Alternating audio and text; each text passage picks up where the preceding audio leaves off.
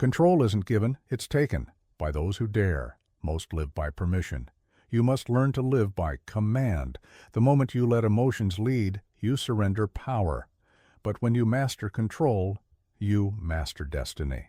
In this video, I'll show you how to move with strategy, think with clarity, and lead your life with deliberate force. The Machiavellian way isn't about cruelty, it's about control. Ruthless, calm, focused control. Subscribe to our channel if you're ready to. Master your mind and tell us, where are you watching from? Let me tell you a truth that most will never understand. Power exists only in the hands of those who dare to grasp it. Look around you. What do you see? A world of permission seekers, people waiting for their moment, waiting for approval, waiting for someone to hand them the keys to their own destiny. They are waiting for a day that will never come. Power is never given freely. Those who tell you otherwise are either lying to you or lying to themselves. Every empire, every fortune, every meaningful change in history came from those who reached out and seized control of their circumstance. You've been conditioned since birth to ask politely, to wait your turn, to hope someone notices your patience and rewards it with opportunity. This is the first lie you must unlearn. The universe responds only to force of will, to those who act with deliberate intent. Most people relinquish their power unconsciously, surrendering it in 1,000 small moments each day. They apologize for their ambitions. They shrink from confrontation. They delegate their choices to others, then wonder why life seems to happen to them instead of for them. The first step toward power is recognizing these moments of surrender. Every time you defer a decision, every time you avoid asserting your will, every time you let fear of judgment guide your actions, you are giving away your power freely, asking others to decide your fate. True power comes from calculated dominance, not brutality, not chaos, but precise, intentional control over yourself first, and then your circumstances. You must learn to move through life not as a leaf in the wind, but as the wind itself. Start with your immediate sphere of influence, your time, your space, your decisions. Most people won't even control these fundamental elements of their existence. They let their phones interrupt their focus. They let others invade their space. They let the opinions of the masses dictate their choices. Here is your first test of power. Can you silence your phone for 3 hours? Can you say no to a social invitation without explaining yourself? Can you make a decision without seeking consensus? These seem like small acts, but they are the foundation of personal power. Remember, every person who holds real power in this world started exactly where you are now. The only difference? They recognize that power is not a gift, it's a decision. A decision to stop asking and start commanding. A decision to stop waiting and start acting. A decision to stop hoping and start taking. The weak wait for permission. The powerful grant it to themselves. You're watching this because something in you knows this truth already. You've felt it stirring. That quiet voice that says you were meant for more than seeking approval. That voice is right, but knowledge without action is as useless as a sword without a warrior. The time for waiting is over. From this moment forward, you move with intent. You speak with authority. You act with purpose. Power isn't coming to find. You're going to find it and take it. The fool speaks. The wise man watches.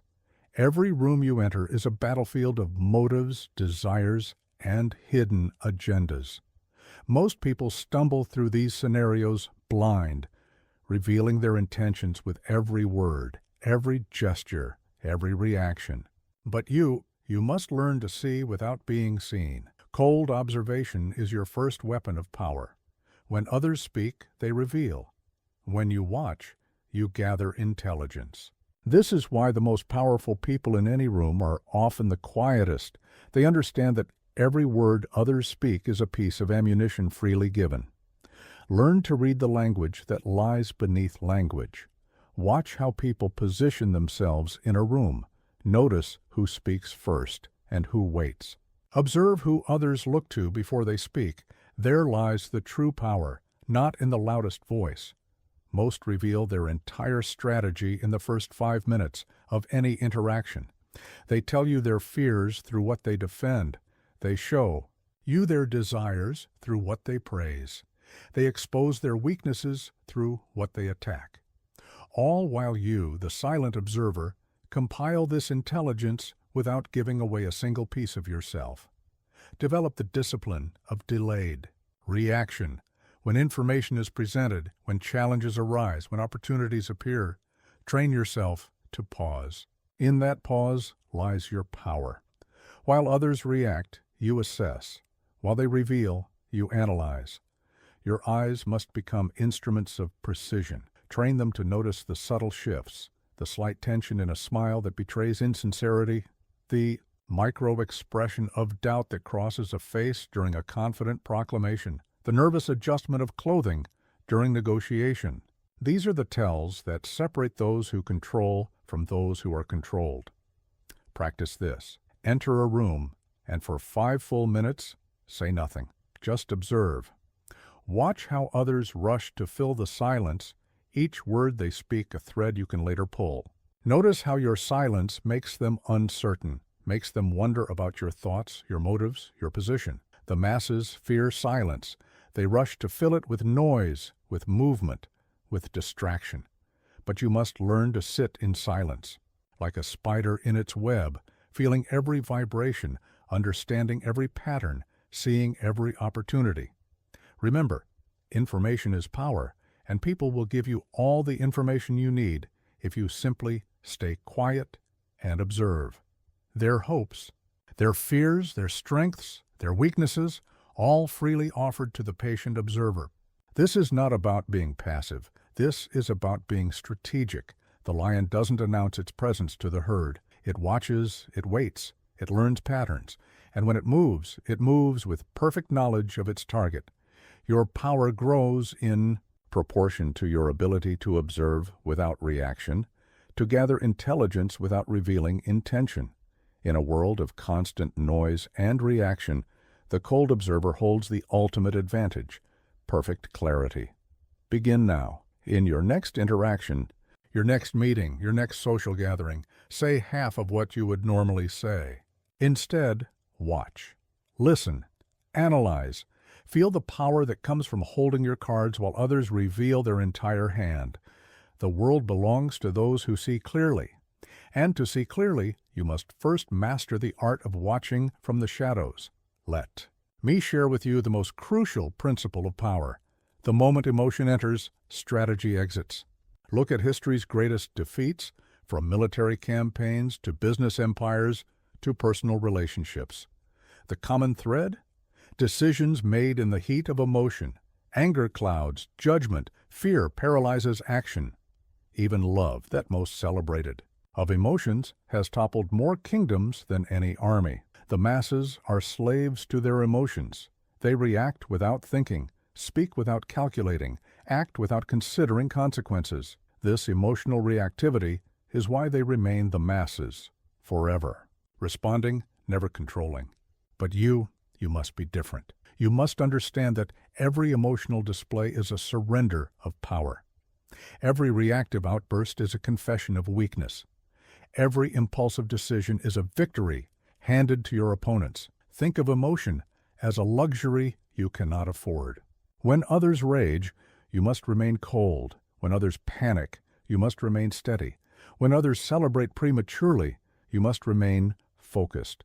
This is not about suppressing emotion. It's about transcending it. Consider this. Every time you react, emotionally you give others a map of your triggers. You show them exactly how to manipulate you, exactly how to distract you, exactly how to defeat you. Your emotions become the strings they can pull to make you dance. The truly powerful understand this. They know that emotional discipline isn't just about maintaining composure.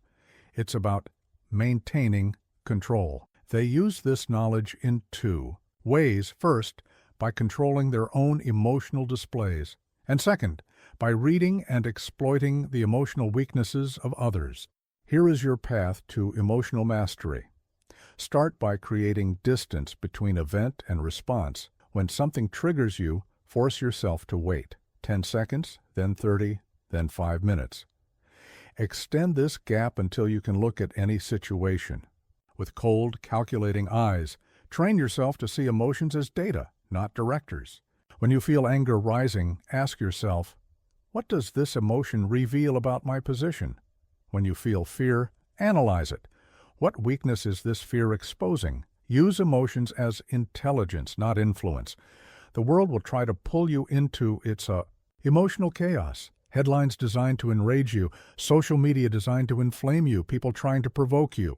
Remember, every time you resist this pull, your power grows. Every time you succumb, it diminishes. Practice this. The next time someone attempts to provoke an emotional response from you, do the opposite of what they expect. When they want anger, give them calm. When they want reaction, give them silence. When they want confirmation, give them ambiguity. Watch how this unexpected response disrupts their strategy. Your power lies not in what you feel, but in what you choose to display. Let others waste their energy on emotional outbursts. You remain the calm center of the storm, analyzing, calculating, controlling. Remember, strategy requires clarity. Emotion clouds clarity. Therefore, emotion is the enemy of strategy, and in a world where most people let their emotions drive their decisions, the strategist who maintains emotional discipline holds the ultimate advantage. This is your edge. This is your weapon. This is your path to power. The amateur thinks in moments. The master thinks in decades. This is what separates those who grab fleeting victories from those who build lasting empires. Most people live trapped in the tyranny of the immediate. They chase quick wins, instant gratification, and temporary advantages. They celebrate small victories while unknowingly positioning themselves for ultimate defeat. Their vision extends only as far as their next desire, their next obstacle, their next emotional response. But true power, lasting power, operates on a different timeline altogether. Every move you make must be viewed not in isolation, but as part of an extended sequence of events. Think of a chess master who sacrifices a piece not for the immediate advantage, but for the position it creates 10 moves ahead. Consider this. Rome wasn't built through a series of impulsive decisions. It was constructed through centuries of calculated moves, each building upon the last. The greatest fortunes weren't made through single trades, but through patient positioning over years. The most influential people in history didn't rise through random actions, but through carefully orchestrated sequences of power plays. Here's how you begin thinking in timelines. Before any significant action, force yourself to project its consequences across multiple time frames. What are the immediate effects? What ripples will it create in 6 months? How will it position you in 5 years? Most importantly, how will it affect your ultimate objective? The masses celebrate the warrior who wins the battle. The wise study, the strategist who wins the war without fighting. This is the power of timeline thinking, understanding that sometimes the shortest path to victory is the longest route. Learn to delay gratification, not as an exercise in self-denial, but as a tool of power. When others rush to claim small prizes, you must be willing to wait, to let opportunities pass, to appear weak temporarily, all while knowing that your patience is actually your strength. Every interaction, every decision, every move you make should be viewed through this lens of extended time. When someone insults you, the amateur reacts immediately to save face. The master sees this as an opportunity to study their opponent's patterns, to gather intelligence, to plan a response that might not come for months or even years. This is how you must train your mind. Before responding to any situation, ask yourself, what does this mean in the greater timeline of my objectives? A seeming victory today might be a strategic blunder tomorrow. Apparent defeat might be positioning you perfectly for future triumph. Consider the seasonal nature of power. There are times to advance and times to retreat, times to reveal strength and times to appear weak, times to strike and times to nurture. The timeline thinker understands these cycles and uses them to their advantage, while the moment chaser is forever trapped in reactive patterns. Here's a practical exercise in timeline thinking. Take your most important current objective. Now, instead of planning how to achieve it immediately, design a 3-year strategy. Map out each phase, each position, each relationship you'll need to cultivate. See how this changes your immediate actions, how it transforms your understanding of what constitutes progress. The truly powerful understand that time itself is a weapon. They use it to let their opponents make mistakes, to let situations ripen, to let their influence grow naturally rather than forcing it. They understand that power accumulated slowly is power that's difficult to detect and therefore difficult to counter. Remember this: every hasty action, every impulsive decision, every reactive move is a gift to your opponents. It gives them data about your patterns, your triggers, your weaknesses. But when you operate on extended timelines, you become unpredictable, unreadable, unstoppable. Your power grows in proportion to your ability to think in extended sequences. While others play checkers, moving piece to piece, you must play chess, seeing the entire board, understanding that every move sets up the next. That position is more important than immediate capture. Begin training yourself today. Before any significant action, pause and ask, how does this serve my timeline? What position does this create for my future self? What opportunities or obstacles might this generate in the months and years ahead? The world belongs to those who can see beyond the immediate. Your mastery of time, your ability to think in timelines rather than moments, will become one of your most formidable advantages in the game of power. Silence is a weapon that never needs reloading. In a world of constant noise, of endless chatter, of people desperately trying to prove their importance through words, silence becomes your sharpest blade, your strongest shield, your most potent source of power. Consider this truth: every word you speak is a piece of your power given away. Every opinion voiced is a position revealed. Every emotional response verbalized is a weakness exposed. The masses don't understand this. They spill their thoughts, like water, flooding every space with their desires, their fears, their strategies, their limitations. But you must master the art of strategic silence. This isn't about being mute. It's about understanding that words are currency, and you must spend them with the same careful calculation that you would spend gold. Every syllable must serve a purpose. Every statement must advance your position. Let me show you how silence serves power. First, silence creates mystery. When others cannot read your thoughts, cannot predict your moves, cannot understand your position, they begin to project their own fears and desires onto your canvas of silence.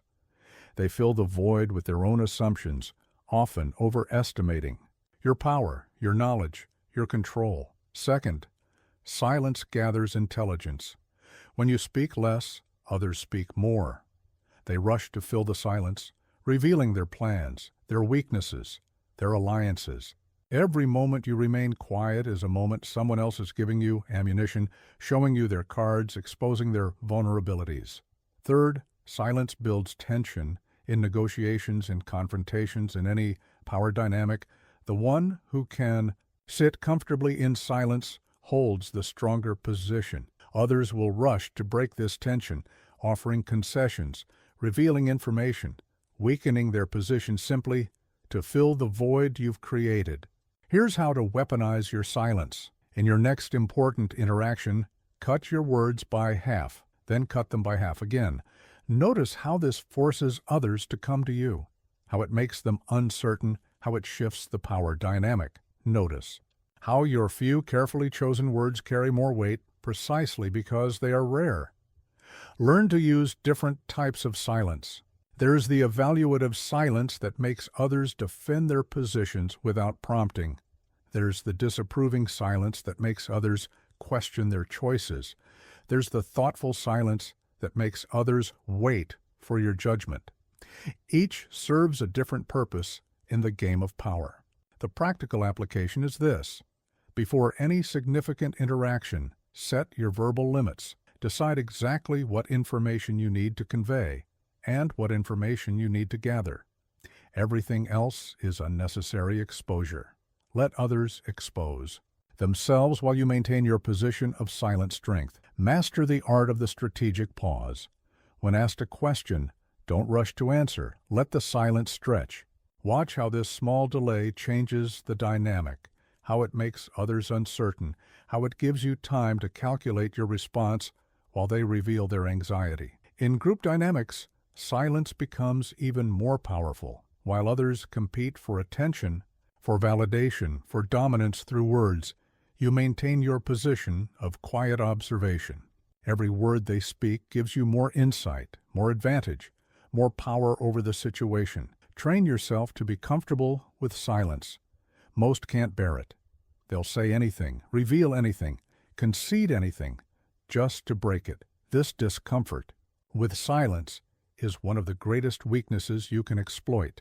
Your comfort with it becomes one of your greatest strengths. Remember this: the truly powerful don't need constant validation through words. They don't need to prove their intelligence in every conversation. They don't need to demonstrate their authority in every interaction. They understand that power often works best when it's felt rather than heard. Consider the most powerful forces in nature, gravity, time, the depths of the ocean. All operate in absolute silence, yet their power is undeniable, unstoppable, absolute. Model yourself after these forces. Let your power be felt rather than announced. Start your practice today. In your next 3 interactions, speak only when absolutely necessary. Count your words. Make each one serve a specific purpose. Watch how this changes the dynamic, how it shifts the power balance, how it forces others to come to you rather than you going to them. Your silence becomes your sanctuary, your observation post, your position of power. While others exhaust themselves, with endless talk you conserve your energy, gather your intelligence, and strike only when the moment is perfect. In the game of power, the one who masters silence masters the game itself. Your persona is not who you are, it's what you deliberately craft to achieve your objectives. Most people stumble through life presenting whatever face happens to emerge from their emotions, their circumstances, their unconscious habits. But you must approach your persona as a master craftsman approaches their finest weapon. Every element of your presentation must be engineered for maximum impact. Your voice, your posture, your gestures, your timing, your silences, these are not matters for chance or habit.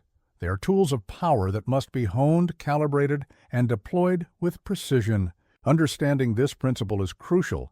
People don't respond to who you are. They respond to what you present. The masses waste energy trying to be authentic, not realizing that true power comes from being deliberately crafted.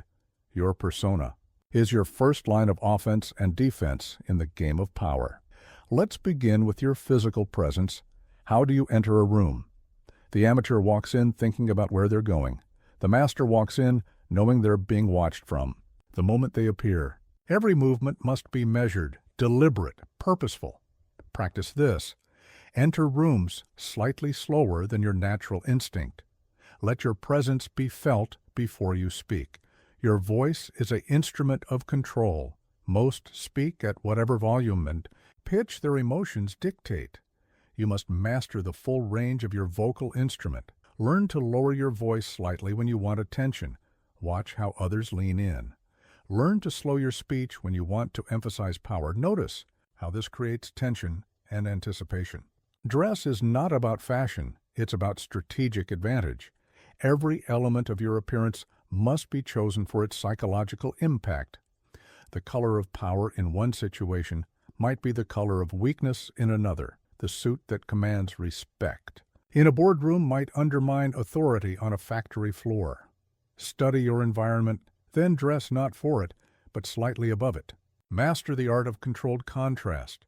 Be unexpectedly gentle when others expect harshness. Be surprisingly firm when others expect compliance. This irregular pattern prevents others from developing immunity to your persona while keeping them engaged and slightly off balance. Your expressions must be choreographed. The slight smile that suggests you know more than you're saying. The steady gaze that makes others question their position. The raised eyebrow that can silence a room. These are not random expressions. They're precision tools in your arsenal of influence. Here's a practical exercise in persona crafting. Record yourself in important interactions. Study your unconscious patterns. Where do your eyes go when you listen? How do your hands move when you speak? What unconscious habits betray your thoughts? Now begin to deliberately engineer each element. Learn to vary your persona based on your objective. Sometimes you need to be the quiet observer who makes others comfortable revealing themselves. Sometimes you need to be the commanding presence that silences opposition through sheer force of personality. Sometimes you need to be the wise counselor who appears to have no agenda at all. Remember this crucial principle. Consistency is the enemy of tactical advantage. If people always know what to expect from you, they learn to defend against it. Your persona must be fluid enough to adapt while maintaining an underlying core that projects power. Study the personas of history's most influential figures. Notice how they engineered every element of their presentation to create specific effects. Caesar understanding that his soldiers needed a general who shared their hardships. Elizabeth Thumbwood crafting herself as the Virgin Queen to transform a weakness into a strength. Churchill deliberately cultivating his image as the Bulldog of Britain. Your digital persona requires equal attention. In an age where your presence extends beyond physical space, every post, every photo, every interaction must be calculated for its effect on your power position. The amateur posts reactively. The master posts strategically or often not at all. Consider this. Every time you appear before others, you are either strengthening or weakening your position. There is no neutral ground. Every interaction either adds to your power or diminishes it. This is why your persona must be crafted with surgical precision. Train yourself to think before every interaction. What persona serves my objective here? What elements need to be emphasized? What traits need to be concealed? Your persona becomes a calculated tool rather than a random expression of personality. Most importantly, remember that your persona is not a mask. It's a weapon. Like any weapon, it must be maintained, sharpened, and wielded with skill. Every element must be tested, refined, and perfectly calibrated for maximum effect. Begin your transformation today. Audit every element of your presentation. Your walk, your talk, your dress, your digital presence. Ask of each, does this serve power? Does this advance my position? Does this command respect? Then begin the deliberate reconstruction of each element. The world responds not to who you are, but to what you present. Master the art of persona crafting, and you master the art of influence itself. Your boundaries are not suggestions, they are iron laws. In the game of power, the player who cannot protect their territory, their time, their energy, is already defeated before the game begins. Most people treat boundaries like preferences, bending them at the first sign of pressure. This is why most people remain powerless. Understand this fundamental truth. Every time you allow your boundaries to be breached, you telegraph to the world that your commands can be ignored, your position can be challenged, your power can be questioned. Each exception you make, each concession you grant, each invasion you tolerate becomes a crack in your fortress of power. Let me show you how the truly powerful establish and maintain boundaries that are absolutely inviolable. First, you must understand that boundaries are not about being liked, they're about being respected. The masses waste energy trying to establish boundaries while remaining popular. This is a fool's errand. Your time is your most precious resource, yet most people let others steal it without resistance. They accept meetings they should decline, take calls they should defer, engage in conversations that serve others' objectives while undermining their own. This stops today. Your time must become a fortress, protected by walls of ruthless selectivity. Here is your new protocol for time boundaries. Every request for your time must pass through 3 filters. First, does this advance your objectives? Second, is this the optimal use of your time for advancing those objectives? Third, does responding to this request maintain or enhance your power position? If the answer to any of these is no, your response must be an unequivocal denial. Learn to say no without explanation. This is crucial. The moment you give reasons for your boundaries, you invite debate.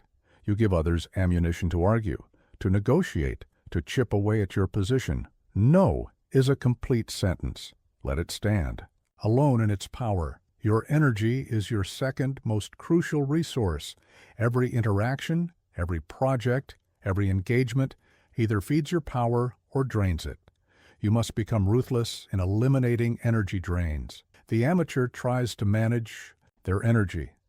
The master builds impenetrable boundaries around it. Consider this. When you allow others to drain your energy through unnecessary interactions, pointless debates, or emotional entanglements, you're not being kind. You're being strategically careless. Every ounce of energy spent on non-essential engagements is energy stolen from your pursuit of power. Establish your non-negotiables and make them known through action, not announcement. Don't tell people you don't take calls during your strategic planning time. Simply become unavailable. Don't explain why you won't engage in office politics. Simply remain above the fray. Your consistency in maintaining boundaries will communicate more powerfully than any declaration. Master the art of the strategic buffer. The truly powerful rarely interact directly with time wasters or energy drains. They create layers of protection, assistance, gatekeepers, systems that filter out the non-essential before it can reach them. This isn't about isolation. It's about preservation of power. Your attention is your third critical resource. In an age of endless distraction, the ability to maintain ruthless focus becomes a superpower. Your boundaries around attention must be absolute. No notification should pierce your concentration without your prior consent. No emergency should disrupt your focus without first proving worthy of that disruption. Here's how you implement attention boundaries. Create zones of absolute focus. During these periods, you are completely unreachable except through pre-approved channels. This isn't about productivity, it's about power. The person who can maintain complete focus while others scatter their attention will always hold the advantage. Learn to recognize and eliminate boundary tests. People will constantly probe your boundaries, looking for weakness. A request for just 5 minutes. An emergency that isn't really an emergency. A demand for immediate response to a non-urgent matter. Each of these is a test. Your response must be consistent and uncompromising. Understand this. Your boundaries are directly linked to your value. The more selective you are with your time, energy, and attention, the more valuable they become to others. The harder it is to access you, the more people will value that access when granted. Here's a practical exercise in boundary setting.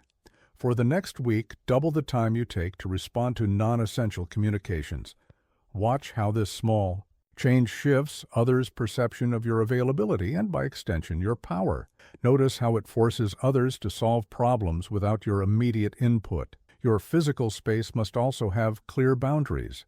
Whether it's your office, your home, or your personal space in any interaction, these boundaries must be clearly defined and steadfastly maintained. The powerful don't share space. They grant access to it.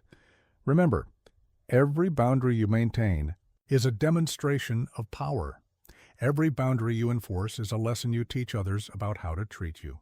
Every boundary you protect becomes a foundation for greater power. Start today. Audit your current boundaries around time, energy, attention, and space. Where are they weak?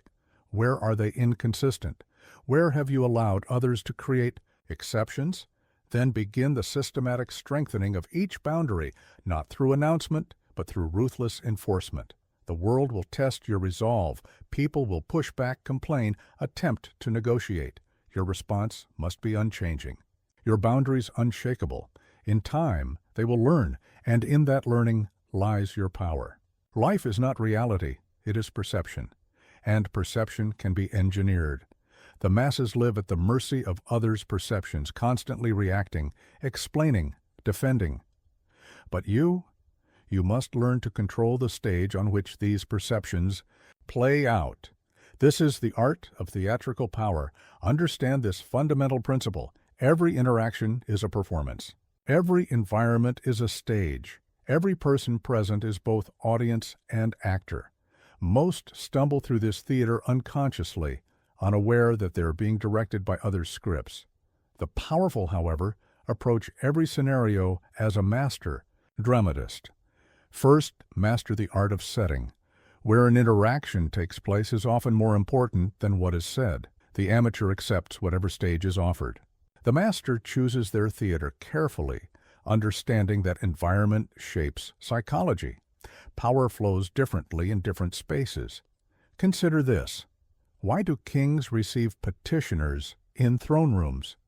Why do CEOs prefer their own offices for crucial meetings? Why do skilled negotiators carefully select neutral territory? Because they understand that the setting itself is a silent performer in every scene of power. Learn to control the physical elements of your stage. Lighting, temperature, seating arrangements, these are not minor details. They are instruments of control. The powerful understand that discomfort can be weaponized, that subtle environmental pressures can shape outcomes more effectively than words. Your timing must be theatrical. The amateur arrives when convenient. The master times their entrance and exit for maximum impact. Learn to arrive slightly later than expected for some occasions, slightly earlier for others. Each choice should be calculated for its psychological effect. Master the art of dramatic contrast. The world expects power to be loud, aggressive, constantly visible. Learn to play against these expectations.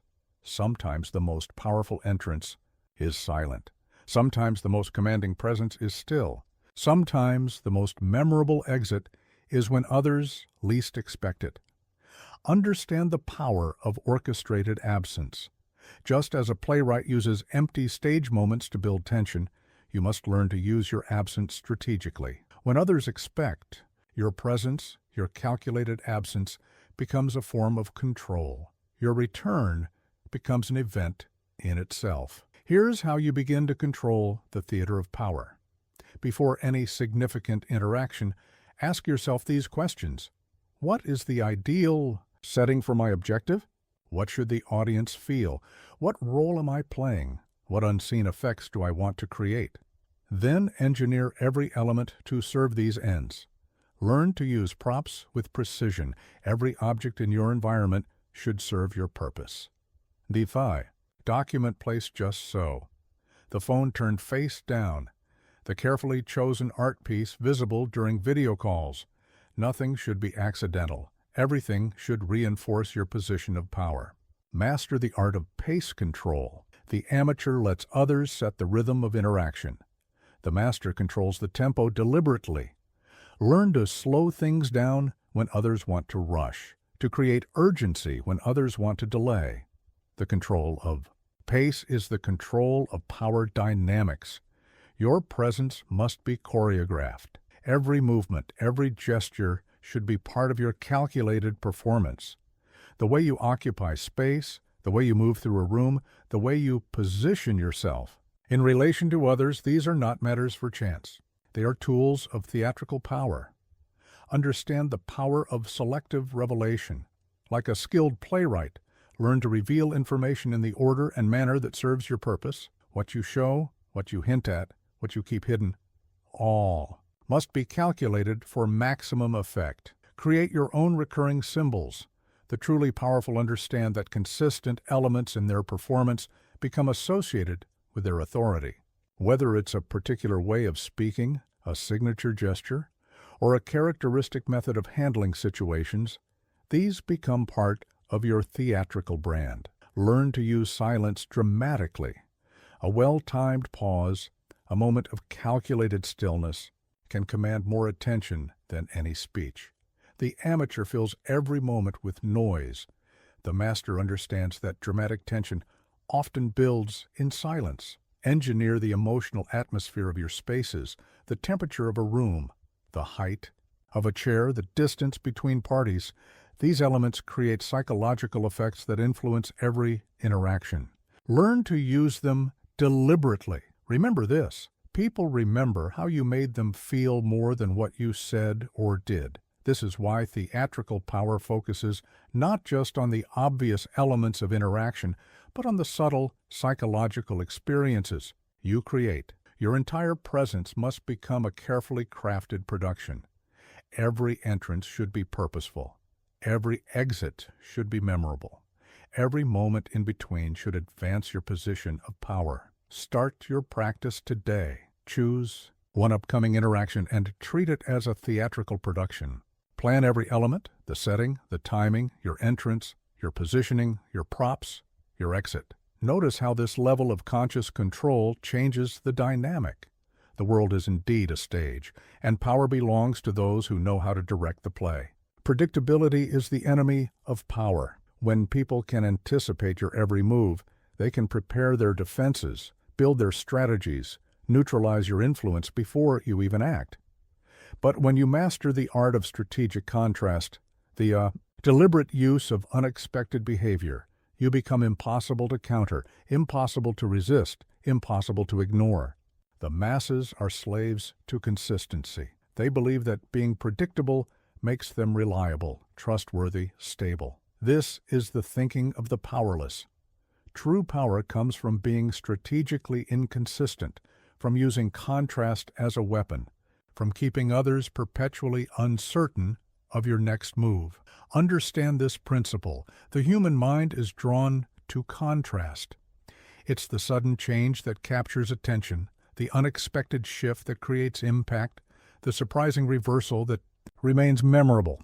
By mastering the art of controlled contrast, you transform yourself from a fixed target into a moving one.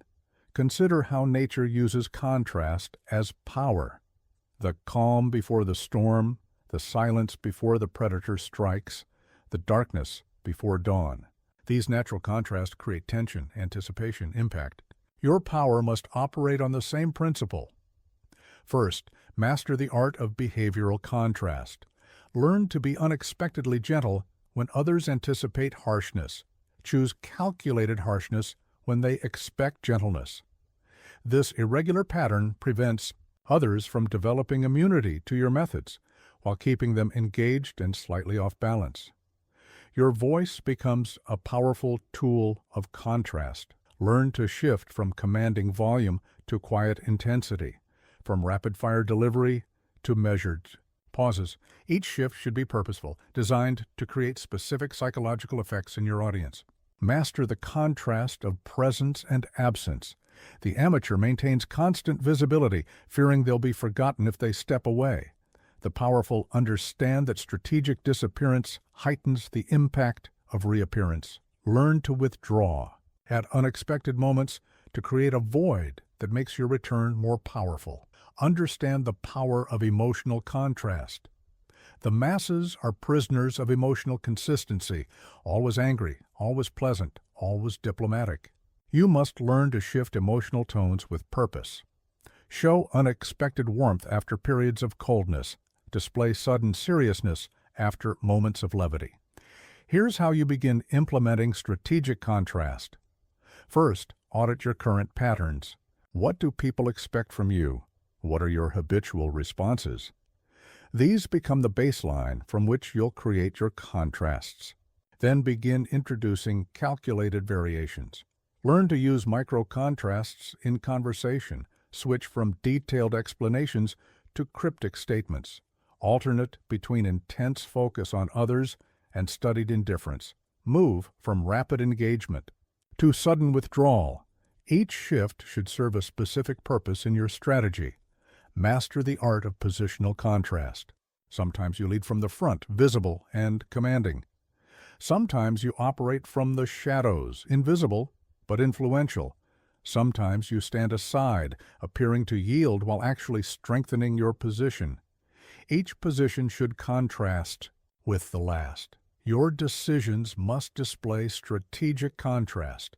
Be generous when others expect ruthlessness. Be unmovable when they expect compliance. Be swift when they expect deliberation. Each unexpected choice becomes a demonstration of your independence from their expectations. Remember this crucial principle. Contrast creates confusion in your opponents while building fascination in your allies. When people cannot predict your patterns, they cannot prepare their defenses. When they cannot anticipate your moves, they must remain constantly alert to your presence. Learn to use contrast in your commitments. Sometimes you're absolutely committed to a position, unmovable and uncompromising. Sometimes you're surprisingly flexible, yielding with unexpected grace. This variable commitment pattern keeps others uncertain of where you'll stand firm and where you'll bend. Master the contrast of pacing. Learn to alternate between periods of intense activity and calculated stillness. Move with unexpected speed. When others expect delay, introduce delays when they expect immediate action. Each shift in pace should serve your larger strategy. Your information sharing must show controlled contrast. Sometimes you're surprisingly open, sharing insights that create trust. Sometimes you're carefully opaque, withholding basic information that others feel entitled to know. This irregular pattern of revelation and concealment maintains your position of power. Understand the power of contextual contrast. Behave differently in different environments, with different groups, in different situations. But make each variation appear natural, as though it's the only way you could be. This environmental adaptability becomes a form of social power. Create contrast in your responses to challenges. Sometimes you react immediately and decisively. Sometimes you delay, letting tension build. Sometimes you ignore challenges completely, demonstrating that they're beneath your notice. Each response should be unexpected yet purposeful. Start your practice today. Choose one pattern in your behavior that others have come to expect. Then introduce a calculated contrast. Watch how this simple shift changes others' perception of you, how it commands attention, how it creates uncertainty about your next move. Remember, the predictable person is a solved equation. The master of contrast remains perpetually fascinating, perpetually powerful, perpetually in control. Your power grows in proportion to your ability to surprise without seeming erratic, to shift without seeming unstable, to contrast without seeming inconsistent. This is the art of controlled contrast, and it is one of the highest forms of power. When chaos erupts, the masses panic. They scatter like leaves in a storm, their strategies forgotten, their power diminished, their control surrendered to fear. But you must learn to see chaos for what it truly is, the greatest opportunity for power that exists. Understand this fundamental truth. Disorder is the natural state of things. The illusion of permanent stability is just that, an illusion. The truly powerful don't waste energy fighting chaos. They learn to harness it, to ride its currents, to find the hidden opportunities within its swirling confusion. Consider this. Every major transfer of power in history happened during periods of chaos. Every great fortune was built in times of uncertainty. Every significant shift in influence occurred when the old order was breaking down. This is not coincidence. It is strategy. First, master the art of calm in chaos. While others react emotionally to disorder, you must maintain absolute composure. This isn't about being unfeeling. It's about maintaining clarity when others have lost theirs. Your calm becomes a center of gravity that draws power toward you. Learn to read the patterns within chaos. Like a skilled sailor reading the winds, you must learn to detect the underlying currents in seemingly random events. Where are resources flowing? Where is attention focusing? Where are traditional powers weakening? These are your opportunities. The amateur sees chaos as a threat to their plans.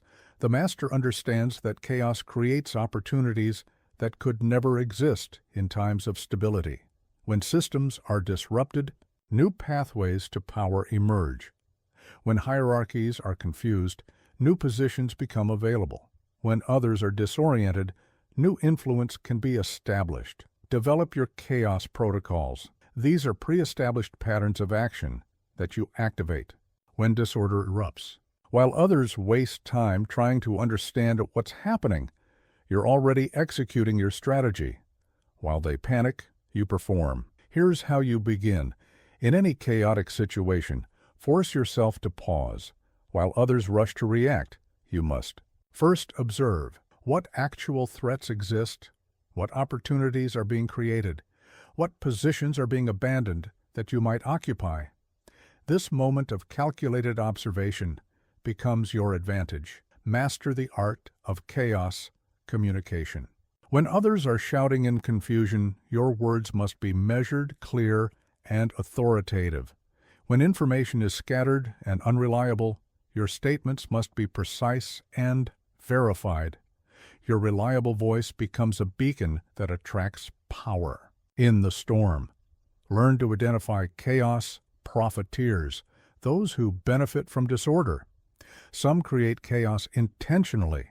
Some simply exploit it naturally. Study their methods, not to copy them, but to understand how chaos can be transformed into advantage.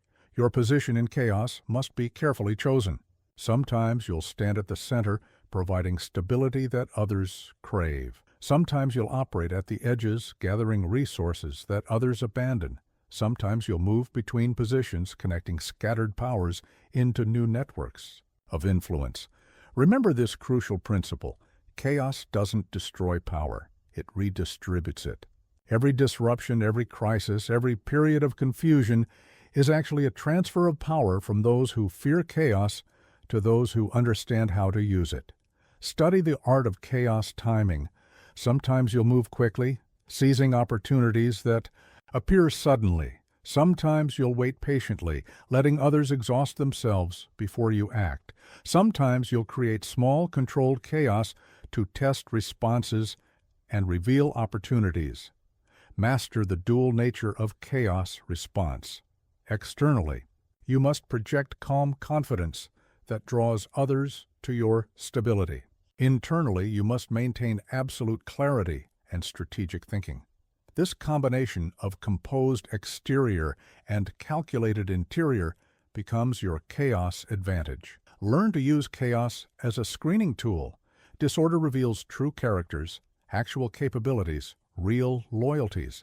Watch carefully how others behave when structures break down. This intelligence becomes invaluable in your long-term power strategies.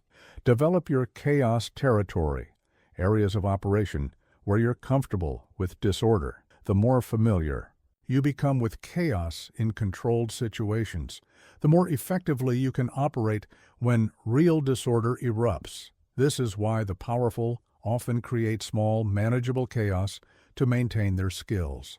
Here's a practical exercise. In your next 3 encounters with unexpected disorder, large or small, force yourself to pause and identify 3 potential opportunities within the chaos. Don't act on them yet. Simply train your mind to see advantage, where others see only threat. Your power in chaos comes from 3 elements: your calm when others panic, your clarity when others are confused, and your ability to act decisively when others are paralyzed by uncertainty. Develop each of these elements consciously. Remember, the most dangerous person in any chaotic situation is the one who remains calm enough to act with purpose. Your measured response to disorder becomes a form of power itself, drawing others to your stability, your clarity, your command. Start today. Begin building your chaos protocols. How will you respond when systems break down? What positions will you take when others flee? What opportunities will you seek when disorder erupts? The time to prepare these strategies is now, before chaos arrives. In the game of power, chaos is not your enemy, It is your greatest ally. Learn to embrace it, to navigate it, to use it. For in chaos, the path to power becomes clearest to those who have trained themselves to see it. The greatest illusion in the game of power is that loyalty can be earned through kindness alone. The masses chase affection, believing that if they are loved enough, they will be followed faithfully. This is the strategy of the weak. True loyalty, lasting. Loyalty is built through careful cultivation of leverage and deliberate creation of dependency. Understand this fundamental truth. Love is fickle. Emotions change. Affection fades. But leverage, real, tangible leverage, creates bonds that withstand the tests of time and temptation. This isn't about being cruel. It's about being strategic in how you secure lasting loyalty. First, master the art of identifying leverage points. Every person, every organization, every situation has its pressure points, places where influence can be applied to generate predictable responses. The amateur tries to find ways to be liked. The master finds ways to become necessary. Consider how nature creates dependency. The plant that provides the sweetest nectar ensures the most faithful pollinators. The animal that controls access to water controls the entire ecosystem. Your power must operate on the same principle, become essential to others' success, and their loyalty will follow naturally. Learn to create systems of mutual benefit, but always maintain the stronger position.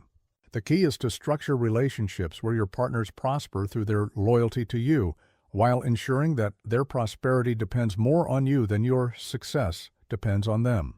Here's how you begin building leverage-based loyalty. First, identify what others truly need, not what they say they need, but what their success actually requires. Then position yourself as the most reliable, most efficient path to that necessity.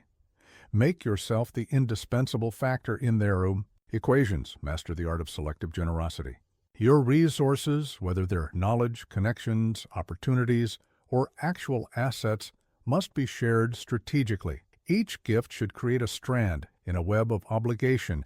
Each favor should establish a foundation for future leverage. Understand the power of controlled scarcity. What you make rare becomes valuable. What you make valuable becomes desired. What is desired creates leverage.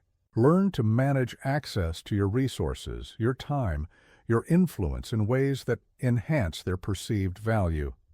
Your reliability becomes a form of leverage. In a world of uncertainty, the person who can be counted on to deliver consistently, predictably, effectively, holds immense power. But this reliability must be selective, strategic, and always serving your larger objectives. Remember this crucial principle. People remain loyal to what they need more than to what they love. Structure your relationships so that disconnecting from you comes at a cost. Make the price of disloyalty higher than the benefits of betrayal. Learn to create golden handcuffs, situations where loyalty to you becomes the most profitable option. This isn't about threats or coercion. It's about making alignment with your interests the clearly superior choice for others' own advancement. Master the art of information leverage. Knowledge isn't just power. It's a tool for creating dependency. Share information strategically, always maintaining an information advantage. Let others know that you know more than you reveal, but prove the value of what you do share. Develop your network leverage. Your connections should form a web where you are the crucial intersection point. Position yourself so that access to valuable relationships flows through you. Make yourself the bridge that others need to cross to reach their objectives. Your timing in leverage creation is crucial. The best time to establish leverage is before it's needed. Build your systems of influence during periods of strength so they're firmly in place when challenges arise. The amateur seeks leverage in crisis. The master has already established it. Learn to use the leverage of expertise. Make yourself the master of crucial knowledge that others need. But remember, Your expertise must be demonstrably valuable, not just theoretically impressive. People remain loyal to what delivers actual results. Create leverage through process dependency. Design systems where your involvement is crucial to optimal function.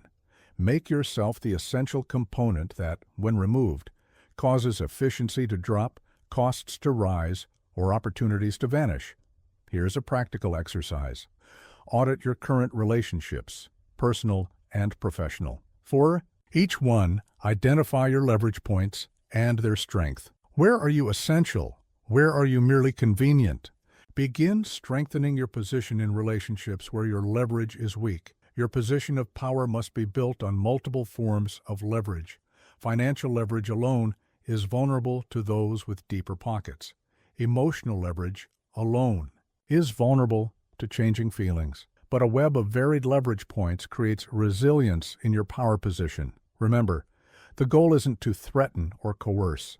The goal is to become so valuable, so essential, so integral to others' success that maintaining loyalty to you becomes their most rational choice. Start today. Begin consciously building your leverage in every significant relationship. What can you provide that others need? What systems can you control? What knowledge can you master? What connections can you establish? Your power grows in direct proportion to the leverage you create and maintain. In the game of power, love is a bonus. Leverage is the foundation. Build it carefully, maintain it consistently, and use it wisely. The amateur believes that constant presence builds power. They make themselves perpetually available, thinking this creates value. This is the strategy of the desperate. True power understands that distance, carefully controlled, strategically employed, is one of the most potent weapons in your arsenal. Understand this fundamental principle. What is rare becomes valuable. What is distant becomes desirable. What is mysterious becomes powerful. Your strategic use of distance, physical, emotional, temporal, can transform you from a common resource into a rare commodity. First, master the art of calculated absence. The masses fear being forgotten, so they maintain constant visibility. But power grows in the shadows, in the spaces between appearances. Like the moon, whose power to fascinate depends on its cycles of presence and absence, you must learn to withdraw strategically. Consider how scarcity creates value. The diamond's worth comes not from its utility, but from its rarity. The expert's opinion carries weight because it cannot be easily obtained. Your presence must operate on the same principle. Become a rare and valued resource, not a common convenience. Learn to create distance without creating enemies. This isn't about being rude or dismissive. It's about establishing a space around you that others must make effort to enter. The more effort required to reach you, the more your access will be valued. Here's how you begin mastering strategic distance. First, audit your current accessibility. How easily can others reach you? How quickly do you respond? How often do you make yourself available? Then begin systematically increasing the effort required to access your time, your attention, your presence. Master the art of selective availability. Your time and presence should be like rare vintages, available only at specific moments, only to selected individuals, only under certain conditions. This controlled scarcity transforms every moment of access into an event of significance. Understand the power of psychological distance. Sometimes you'll be physically present, but emotionally remote. Sometimes you'll be emotionally engaged, but physically distant. Each combination should be deliberately chosen for its specific effect on your power position. Your responses must create distance through delay. The amateur replies instantly, eager to demonstrate attentiveness. The master understands that delayed response creates anticipation, builds tension, establishes dominance. Make others wait, not out of rudeness, but out of strategy. Remember this crucial principle. Distance is not about isolation, it's about control. You're not withdrawing from the game of power. You're changing the rules so that others must play on your terms, at your chosen distance, at your selected times. Learn to use distance as a filter. The effort required to reach you becomes a screening mechanism, naturally eliminating the trivial while elevating the significant. Those who persist, who make the effort, who navigate your carefully constructed barriers, prove their worth through their determination, master the art of dimensional distance, create separation not just in physical space or time, but in status, in knowledge and capability. Position yourself so that reaching your level requires growth on multiple dimensions. This transforms your distance into a development tool for others. Develop your distance protocols. How far should you be from different types of situations? When should you draw closer? When should you create more space? These should not be emotional reactions, but strategic calculations, serving your larger objectives. Your communication must reflect your distance strategy. Short responses to lengthy inquiries, cryptic answers to detailed questions, brief appearances in extended discussions. Each interaction should leave others wanting more, seeking deeper access, valuing your limited engagement. Learn to use virtual distance effectively. In an age of constant connectivity, your strategic disconnection becomes a form of power. Control your online presence with the same precision you control your physical presence. Make each digital appearance deliberate and meaningful. Create distance through elevation. Position yourself above the common fray, removed from trivial conflicts, separated from ordinary concerns. This isn't about arrogance. It's about establishing a position that requires others to rise to your level rather than pulling you down to theirs.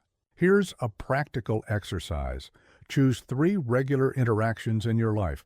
Systematically increase the distance, temporal, physical, or psychological, in these relationships. Watch how this shift changes the dynamic, how it affects others. Perception of your value, how it influences their behavior toward you. Your power grows in proportion to your ability to control distance. Too close, and you become common. Too far, and you become irrelevant. The mastery lies in finding the perfect distance for each situation, each relationship, each objective. Remember, every time you make yourself too easily available, you diminish your power. Every time you maintain strategic distance, you enhance it. This isn't about being aloof, it's about being deliberate in your accessibility. Start today. Begin consciously controlling the distance in your relationships and interactions. When do you draw closer? When do you step back? When do you maintain position? Each choice should serve your larger strategy of power. In the game of influence, distance isn't an obstacle to overcome, it's a tool to employ. Master its use, and you master one of the fundamental dynamics of power. The greatest weakness in the pursuit of power is the tendency to see humans as they ought to be, rather than as they are. The masses cling to idealistic notions of human behavior, then act surprised when reality disappoints their expectations. But you must learn to see through the facade of social niceties to the true nature of human behavior. Understand this fundamental truth. Humans are not rational creatures who occasionally feel. They are emotional beings who occasionally think. Every decision, every action, every loyalty is first filtered through the lens of emotion, self-interest, and primal drives. Ignore this reality at your peril. First, master the art of true observation. Don't watch what people say, watch what they do. Don't listen to their explanations, study their patterns. Don't accept their rationalizations, analyze their results. The gap between proclaimed intentions and actual behavior is where real human nature reveals itself. Consider how nature operates without illusion. The lion doesn't expect the gazelle to surrender out of nobility. The weather doesn't moderate itself out of fairness. Your understanding of human nature must be equally clear-eyed, equally free from wishful thinking. Learn to read the primary motivations that drive all human behavior: fear, greed, vanity, the need for validation, the desire for comfort, the urge to dominate, the longing to be part of something larger than themselves. These are the real levers of human action, not the noble motivations people claim. Here's how you begin studying true human nature. Start with yourself. Notice the gap between your ideals and your actions. Observe how your own decisions are shaped more by emotion and self-interest than by logic and altruism. This honest self-observation becomes your key to understanding others. Master the art of pattern recognition. Humans are far more predictable than they believe themselves to be. They follow patterns in their relationships, their careers, their conflicts. Learn to see these patterns, and you can predict their future behaviors with startling accuracy. Understand the power of unspoken motivations. People will rarely admit their true drives, even to themselves. They create noble explanations for selfish actions, logical justifications for emotional decisions. Your power grows when you can see past these surface explanations to the real motivations beneath. Your strategy must be based on how humans actually behave, not on how they should behave. The amateur builds plans assuming rational actors and noble intentions. The master builds strategies accounting for emotion, self-interest, and the full range of human fallibility. Remember this crucial principle. Everyone believes they are the hero of their own story. This self-image drives them to justify any action, rationalize any behavior, defend any position, regardless of its actual merit. Use this understanding to predict and influence behavior. Learn to see the hidden currencies that truly drive human behavior: status, recognition, validation, power, security, belonging. Money is rarely the primary motivator. It's usually just a proxy for these deeper desires. Understand what people really want, and you understand how to move them. Master the art of motivation mapping. For every person in your sphere of influence, identify their primary drives, their secret anxieties, their unspoken ambitions.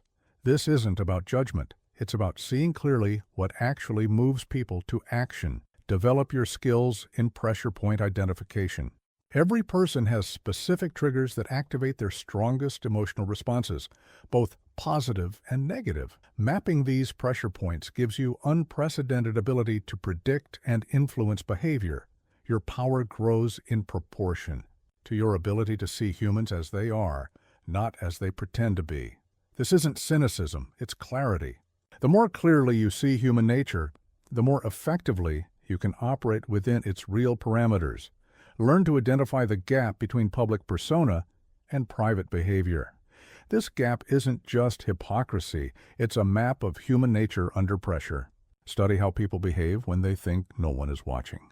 That's your window into true human nature. Create strategies that account for human weakness. Plan for betrayal. Prepare for failure. Expect self-interest to win over loyalty. Not because these outcomes are certain, but because being ready for them gives you power over their occurrence.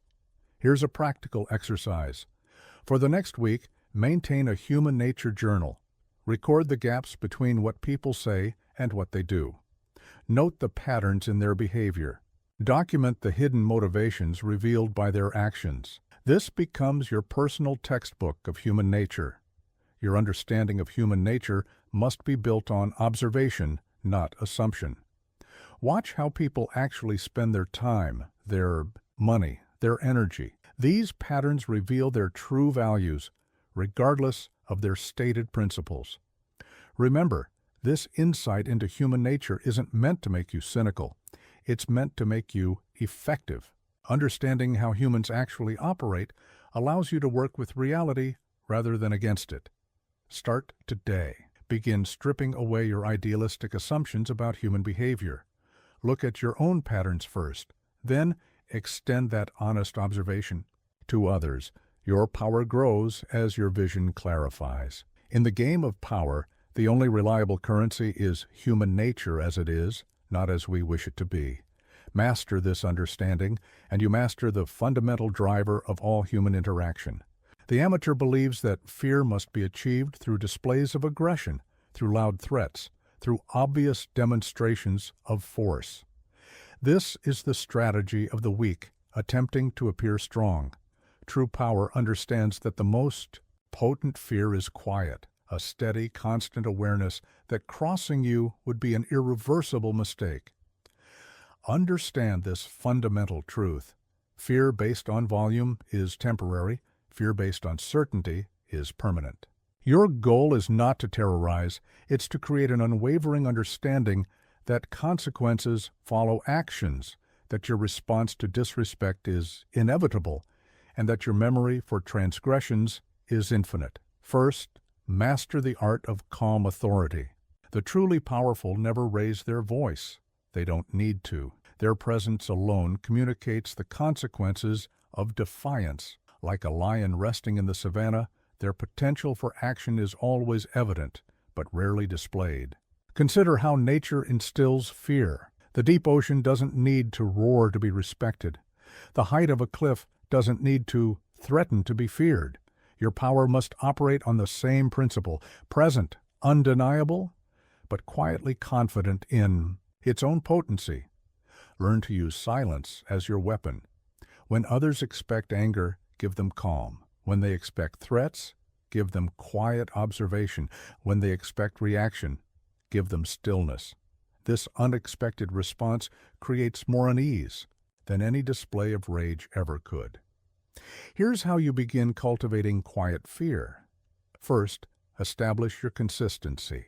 Every slight, every challenge, every act of disrespect must receive a response. Not immediately, not emotionally, but inevitably. The certainty of consequence becomes your foundation of power. Master the art of the measured response.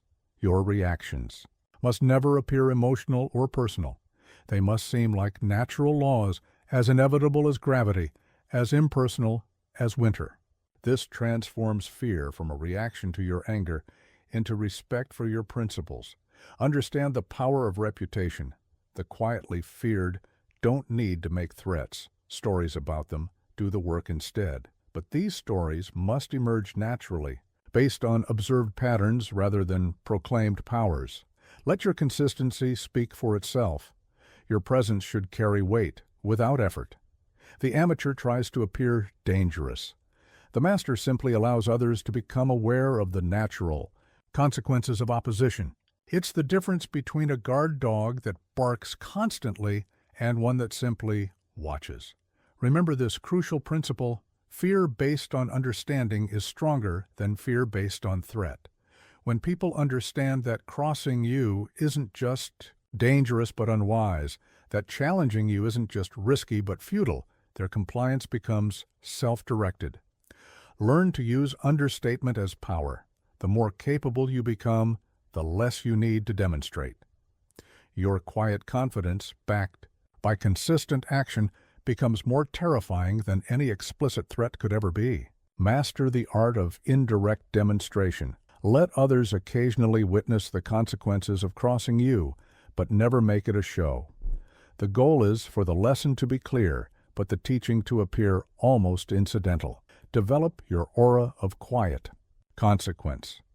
This isn't about being ominous or threatening. It's about establishing a clear understanding that every action has repercussions, and you are the master of their delivery.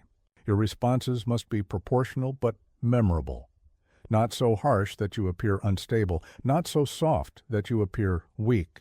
The goal is for others to know that crossing you will cost more than any potential benefit they might gain. Learn to use time as your ally in creating fear. The amateur retaliates immediately.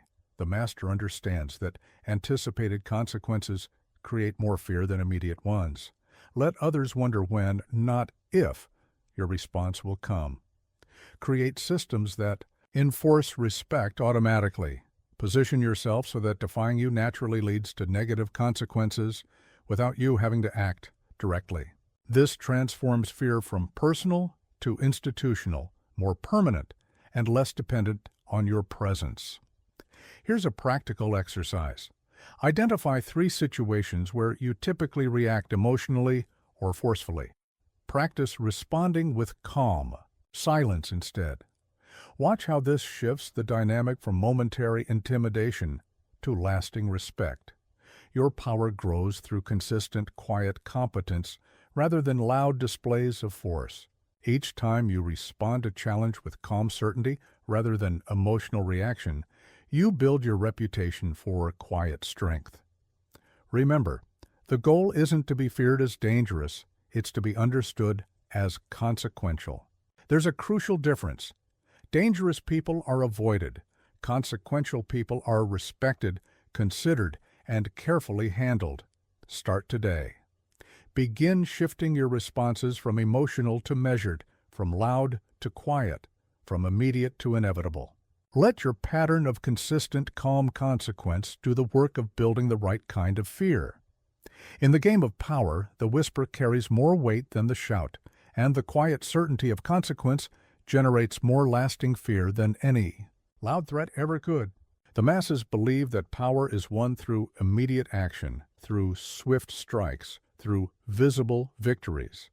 This is the strategy of the amateur who mistakes movement for progress. True power understands that the greatest victories often come not to the swiftest or the strongest, but to those who can think deeper, wait longer, and endure beyond all others.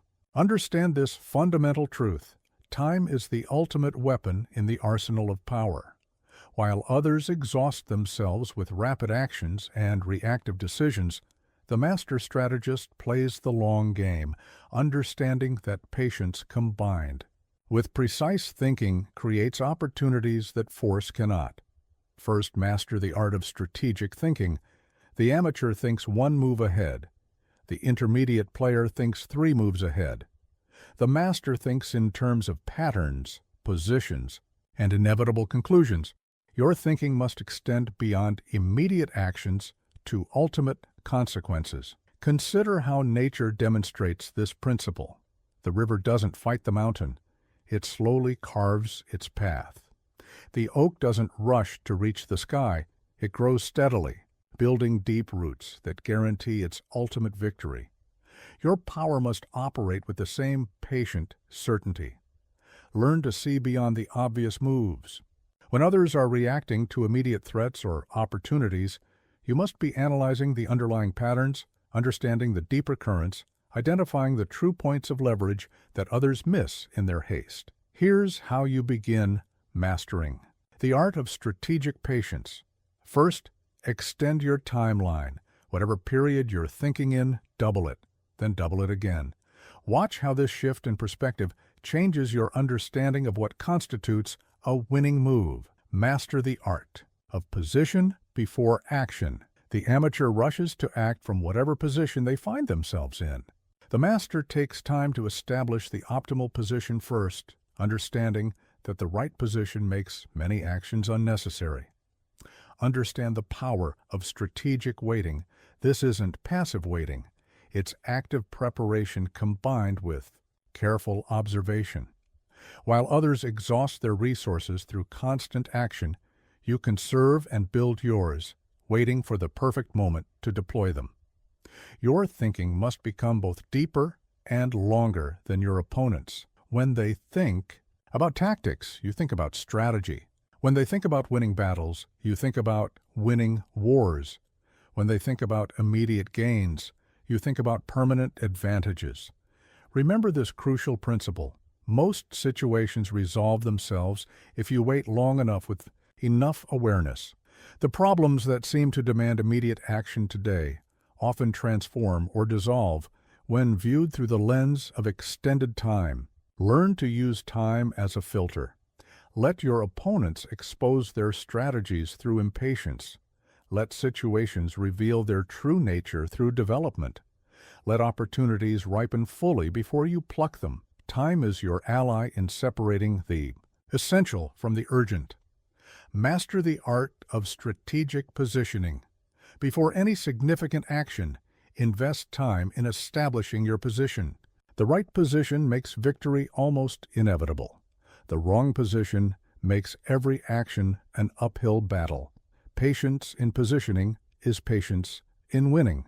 Develop your capacity for strategic endurance. Power often flows to the last person standing. While others tire, while others lose focus, while others abandon their positions, your ability to maintain your course becomes your greatest advantage. Your thinking must become systematic and thorough. Don't just analyze situations. Analyze your analysis. Don't just plan your moves, plan for the responses to your moves. Don't just prepare for success, prepare for every possible obstacle and setback. Learn to recognize false urgency. The world will constantly try to rush you into action, to force decisions before their time, to make you abandon strategic patience. For tactical response, resist this. Most urgency is artificial, created by others' lack of planning or strategic understanding. Create systems that work while you wait. Position your resources so that time naturally strengthens your position, while potentially weakening others. Like compound interest, let your strategic advantages grow through consistent, patient application. Here's a practical exercise. Take your 3 most pressing current challenges. For each one, force yourself to design a solution that takes 3 times longer than your initial impulse, but guarantees success. Notice how this changes your strategic thinking. Your power grows in proportion to your ability to think beyond immediate reactions, to wait beyond immediate impulses, to last beyond immediate challenges. This isn't about being slow. It's about being thorough and strategic. Remember, the game of power is not won by the person who makes the most moves or the fastest moves, but by the person who makes the right moves at the right time with the right preparation. Start today. Begin extending your strategic timeline. Where others see days, you must see weeks. Where they see weeks, you must see months. Where they see months, you must see years. Let this expanded perspective inform every significant decision. In the game of power, the deepest thinker, the most patient player, and the last one standing usually takes all. Master these 3 elements: outthinking, outweighting, and outlasting, and you master the fundamental dynamics of lasting power. The amateur believes that all relationships should be equal, that all exchanges should be fair, that all alliances should be honest. This is the thinking that keeps them trapped in mediocrity. True power understands that every relationship is an exchange of value, and your position in these exchanges determines your power. Understand this fundamental truth. Everyone is using everyone else. The only question is whether you're doing it consciously and strategically, or unconsciously and to your disadvantage. The masses shy away from this reality, preferring comfortable illusions about pure motives and selfless actions. First, master the art of value assessment. Before entering any relationship, any alliance, any exchange, you must clearly understand 3 things: what value you can extract, what value you must offer, and whether the exchange serves your long-term objectives. Consider how nature operates. Every relationship in the natural world is based on mutual utility. The flower uses the bee for pollination. The bee uses the flower for nectar. Neither apologizes for this arrangement. Your approach to relationships must be equally clear-eyed and unsentimental. Learn to recognize the different forms of utility. People can be useful for their knowledge, their connections, their resources, their position, or their abilities. Sometimes their utility lies in what they can do for you. Sometimes it lies in what they can teach you. Sometimes it lies in who they can connect you to. Here's how you begin mastering strategic relationships. First, audit your current connections. For each relationship, identify what value you're receiving and what value you're providing. If the exchange is imbalanced against you, either renegotiate the terms or begin planning your exit. Master the art of value creation and extraction. The amateur approaches relationships asking what they can get. The master creates situations where giving value to others naturally results in receiving greater value in return. This is the difference between crude exploitation and strategic partnership. Understand the power of selective utility. You cannot and should not be useful to everyone. Being too broadly useful makes you a tool rather than a power player. Choose carefully who you're useful to and ensure your utility always serves your larger strategy. Your relationships must be carefully structured. Never allow emotional attachments to override strategic considerations. This doesn't mean being cold, it means being clear about the terms of engagement and ensuring every relationship serves your ultimate objectives. Remember this crucial principle: the moment you become more useful to others than they are to you, you begin losing power. Your value to others should be significant enough to maintain the relationship, but not so crucial that they can exercise leverage over you. Learn to use others' abilities without becoming dependent on them. The amateur becomes reliant on those who help them. The master maintains independence while extracting maximum value from each relationship. Your goal is to benefit from others' strengths while preserving your autonomy. Master the art of strategic availability. Being useful to others gives you power, but being indispensable to others gives them power over you. Walk this line carefully. Be valuable enough to be sought after, but never so essential that you can be controlled. Develop your skills in reciprocity. Management. Every favor you accept creates an obligation. Every service you provide creates leverage. Manage these exchanges consciously, ensuring that each transaction strengthens rather than weakens your position. Your power grows through careful cultivation of useful relationships while maintaining your independence. This requires constant vigilance. Others will always attempt to make you more useful to them than they are to you. Resist this gravitational pull toward servitude. Learn to recognize and avoid value traps. These are situations where short-term utility leads to long-term dependency. The amateur sees only the immediate benefit. The master evaluates the full cost of every alliance, every favor, every collaboration. Create systems that generate utility automatically. Position yourself so that helping you naturally helps others, while helping them disproportionately helps you. This transforms relationships from conscious exchanges into unconscious advantages. Here's a practical exercise. Examine your 3 most important professional relationships. For each one, list the value you provide and the value you receive. Then identify 3 ways to increase the value you receive while maintaining or reducing the value you provide. Your position in any relationship must be carefully maintained. The moment you feel yourself becoming too useful, too reliable, too necessary to others, step back and reassess. Your value should be significant, but never indispensable. Remember, every relationship is a transaction. Every alliance is an exchange. Every interaction is an opportunity to either gain or lose power. There is no shame in this reality. The only shame is in pretending it isn't true. Start today. Begin consciously evaluating every relationship, every interaction, every exchange in your life. Where are you being used without adequate return? Where can you increase your utility to others while maintaining your independence? Where can you extract more value while providing less? In the game of power, the only relationships worth maintaining are those that advance your position while preserving your independence. Master this balance, and you master one of the fundamental dynamics of power. The masses believe that power is achieved in moments, the decisive victory, the brilliant move, the lucky break.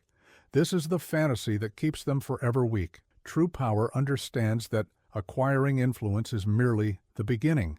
The real game, the deeper game, is maintaining and expanding that power every single day. Understand this fundamental truth. Power is not a destination, it's a practice. Like a garden, it requires constant tending. Like a fortress, it demands continuous reinforcement. Like a body, it needs regular exercise to maintain its strength.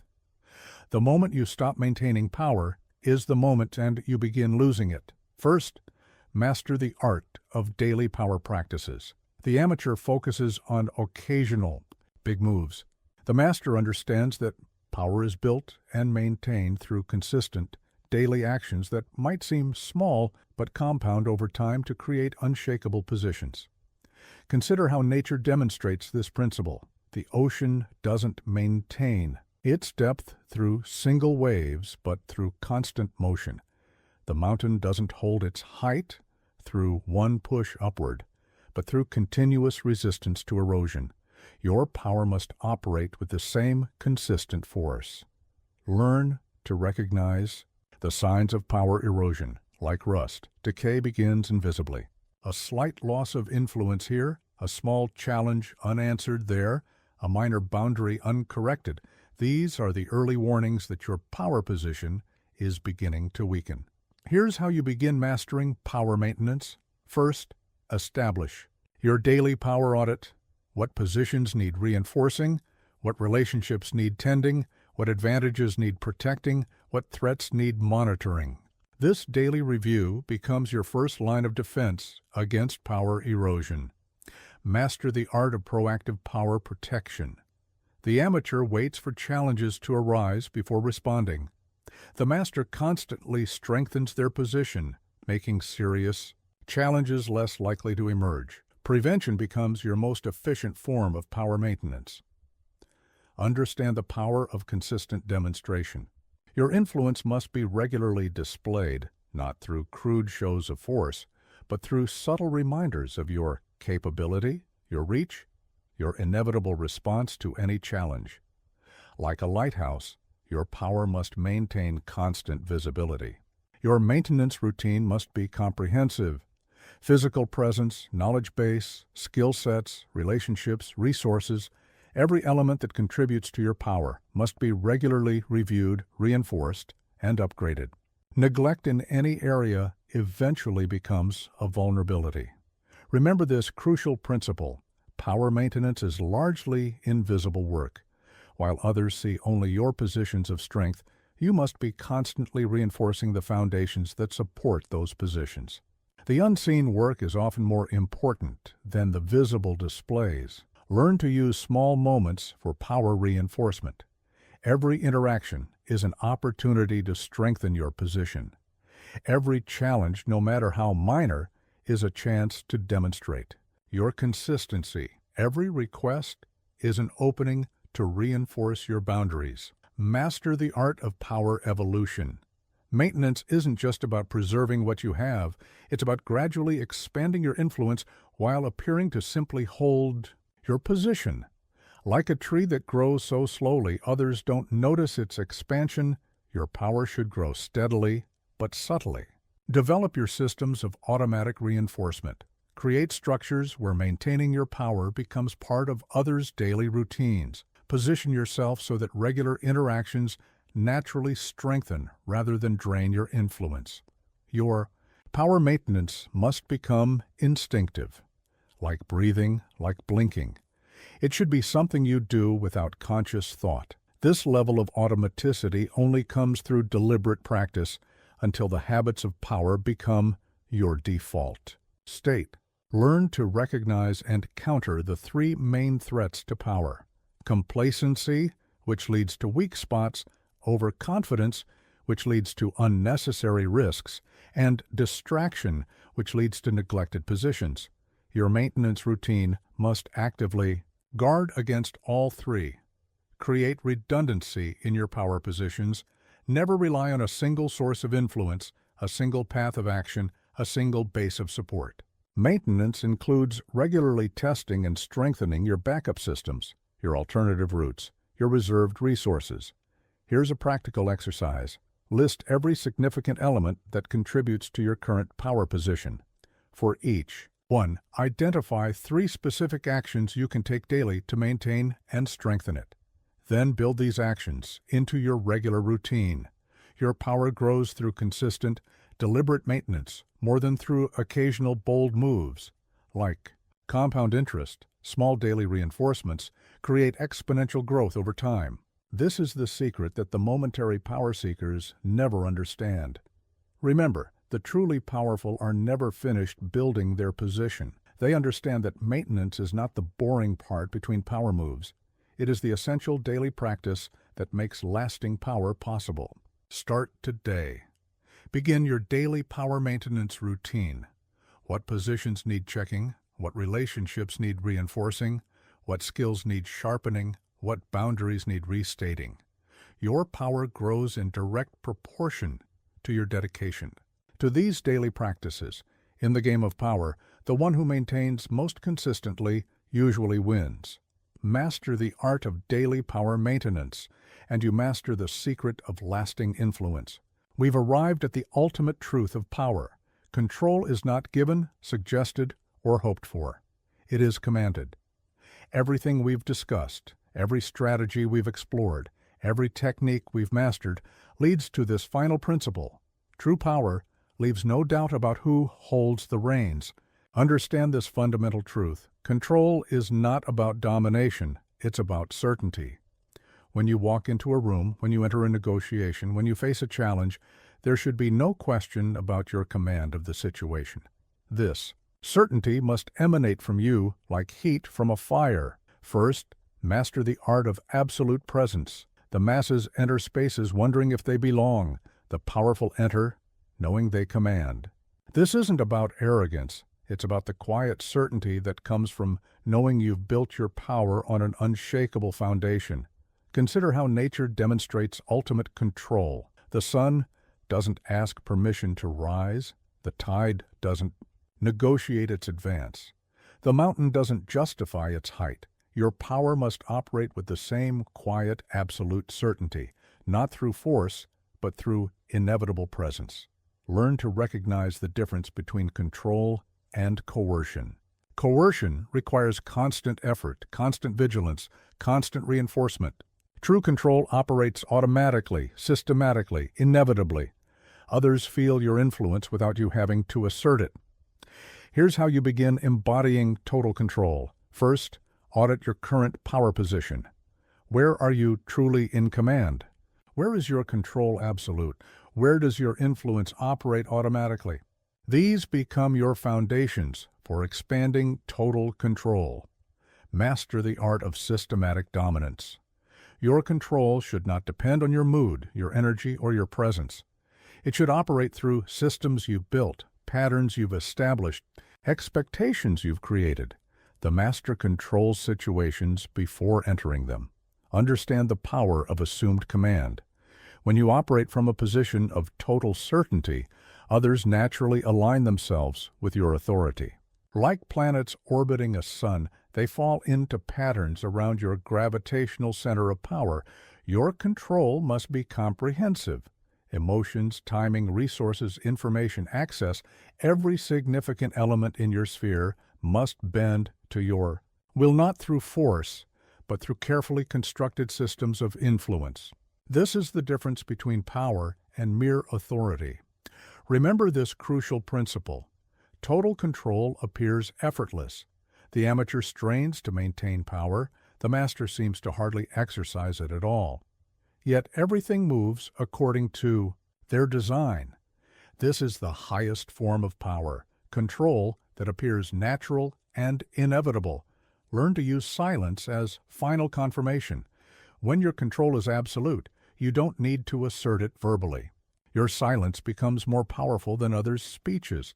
Your stillness becomes more commanding than others' actions. Master the art of control through consequence. When your systems are properly built, defiance becomes self-punishing. Opposition becomes self-defeating. Alignment with your will becomes the most rational choice for others to make. Develop your aura of inevitable victory. This isn't about winning every battle. It's about creating the understanding that you'll ultimately win the war. When others become certain of your eventual triumph, their resistance becomes merely symbolic. Your control must operate on multiple levels simultaneously: physical presence, emotional atmosphere, intellectual framework, social dynamics. Each dimension should reinforce your command. Like a master chess player controlling the entire board, your influence should be total, but subtle. Learn to recognize and eliminate doubt, both in yourself and in others. Doubt is the enemy of control. Every uncertainty you allow to exist becomes a potential crack in your foundation of power. Your certainty must be absolute, based on thorough preparation and systematic dominance. Create environments that automatically reinforce your control. The space itself should speak of your power. The atmosphere should suggest your influence. The very air should feel charged with your authority. This is not about decoration, It's about designing spaces that naturally amplify your command. Here's a practical exercise. Enter your most important spaces, office, home, meeting rooms, and analyze how they reinforce or undermine your control. Then begin systematically adjusting each element to naturally enhance your position of power. Your control grows through consistent demonstration of absolute certainty. Not through declarations, but through actions. Not through demands, but through inevitable consequences. Not through force, but through systematic automatic influence. Remember, the ultimate demonstration of power is not in how much force you can exert, but in how little force you need to exert to maintain absolute control. When your systems are properly built, your will becomes the natural order of things. Start today. Begin moving through your world, not as a participant, but as a shaper of reality, not as a player, but as the one who makes the rules, not as a character in the story, but as the author of the narrative. In the game of power, the one who controls the game itself always wins. Master total control, and you master not just the game, but the very reality in which it's played. Remember this final truth. Power is not about what you can make happen. It's about creating systems where what you want happens automatically, inevitably, as if by natural law. That is true control. That is true power. And now you know how to achieve it.